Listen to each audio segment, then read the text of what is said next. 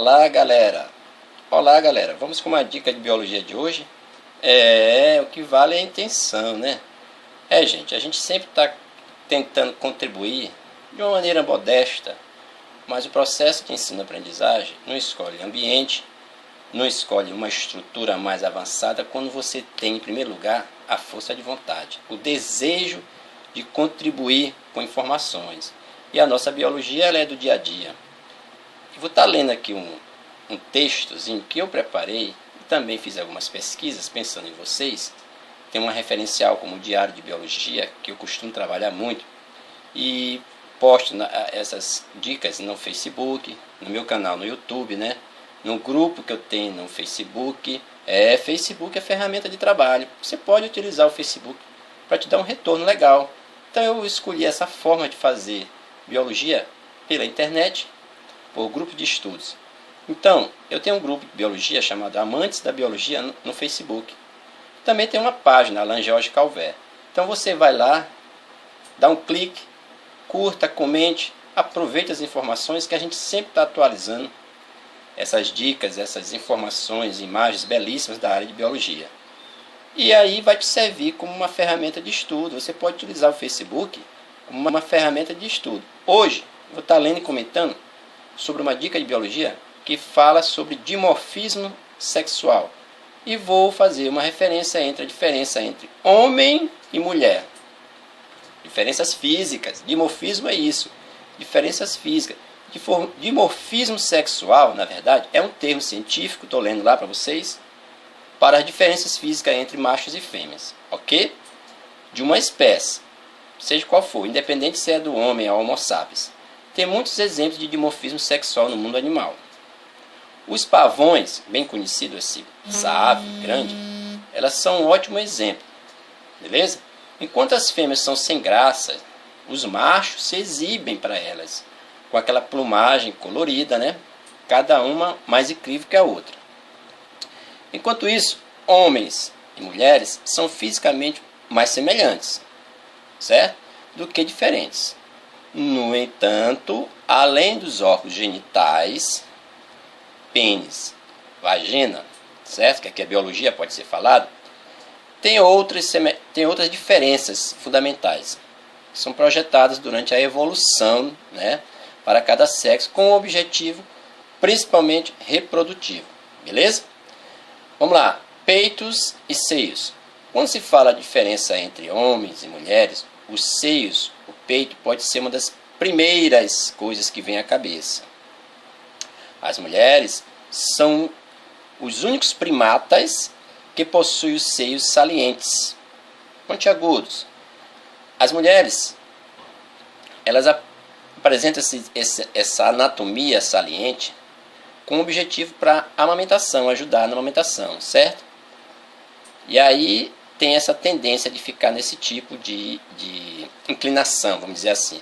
A maioria dos cientistas, eles acreditam que as estruturas que são moldadas, as molduras, são feitas por gordura, certo? Que funcionam como uma estratégia para a evolução. Atrair e guiar os homens para o sucesso evolutivo. Já os homens possuem apenas os mamilos, que são estruturas codificadas por genes, até mesmo antes de decidir qual vai ser o sexo. Eu costumo dizer o seguinte, você em sala de aula, você tem glândula mamária? Aí os alunos confundem glândula mamária com seios. Na verdade, tanto o homem quanto a mulher tem glândulas mamárias, só que na mulher ela desenvolveu em mamas, seios, e o homem apenas tem a glândula mamária atrofiada. Tem só o mamilo, mas não tem seios, certo? O pomo, olha lá o meu, pomo de Adão. A mulher tem um pescoço mais liso, mas ela tem essa cartilagem aqui. Bom, homens e mulheres possuem uma cartilagem em volta da laringe, que serve para proteger quem? As cordas vocais. Nos homens, os pedaços dessa cartilagem, eles se projetam mais, formam o pomo de Adão, certo? É o famoso gogó, que faz com que a voz seja assim mais grossa, mais grave.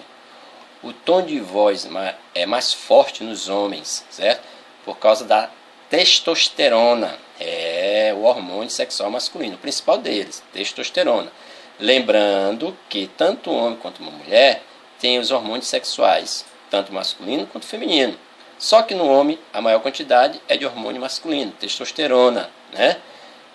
Tem progesterona no homem, mas em menor quantidade. A mulher, ao contrário, tem mais progesterona do que testosterona. É porque muita gente pensa que não tem hormônios sexuais em ambos, pois tem. E vai variar a quantidade. Os níveis são indicadores de qualidade genética e aptidão sexual, os níveis hormonais. Na evolução, as mulheres selecionaram aqueles homens com vozes mais fortes para produzir uma prole saudável. Isso. Peludos e pele lisa. Bom, enquanto mulheres têm uma pele lisa, com pelos limitados, a região genital, região pubiana, a mulher tem mais pelos naquela região. Alguns homens exibem uma verdadeira cabeleira, certo? Pelo corpo, igual o macaco realmente. Inclusive no rosto, certo? Olha lá, eu nem tirei a barba, né? Bem, isso, gente, também é culpa dos hormônios sexuais. Nesse caso, entre em ação os andrógenos, certo? Mais uma vez, a mulher selecionou o que considerava mais atraente sexualmente. E assim, conforme sugerem os psicólogos evolucionistas, homens barbudos e com pelos pelo corpo tornaram-se predominantes, certo? Essa atração também, ela predomina, pois funciona como um indicativo de maturidade sexual. Por outro lado, os hormônios que desenvolvem os pelos no corpo do homem também levam a ficar careca futuramente. Ele tem muitos pelos, né? Depois, futuramente, esses pelos vão caindo, eles têm a tendência a ficar calvo, a maioria dos homens, né? Traços fortes e traços delicados. Quanto mais testosterona um homem tem, mais forte ele fica, áspero a pele, né? Mais grossa, amassando o rosto e a linha da mandíbula, certo? Enquanto isso, quanto mais estrogênio a mulher tem, mais cheio o rosto dela e os lábios, e a maior as sobrancelhas. Assim, os hormônios sexuais controlam também as características faciais entre macho e fêmea. Essas diferenças também são resultado da seleção natural. Hoje, estudos comprovam que quando as mulheres estão à procura de um parceiro, certo? Em longo prazo, elas tendem a preferir homens com características mais afeminados, que têm menos testosterona e são suscetíveis de ter parceiros mais fiéis que ajudam no cuidado com a sua descendência, com a prole. Músculos e curvas, esse detalhe é importante. Vamos lá. Em geral, os homens são mais musculosos que as mulheres. Enquanto o metabolismo masculino ele queima calorias mais rápido, feminino tende a converter mais o alimento em gordura. Elas armazenam a gordura extra em seus seios, coxas, nádegas e como a gordura subcutânea na camada inferior da pele, formando a escultura feminina que conhecemos hoje, aquele corpo de violão, né? Mulheres, elas foram planejadas para gerar, gente, e parir. Por isso, tem quadris mais largos e mantém uma gordura extra para sustentar a gravidez.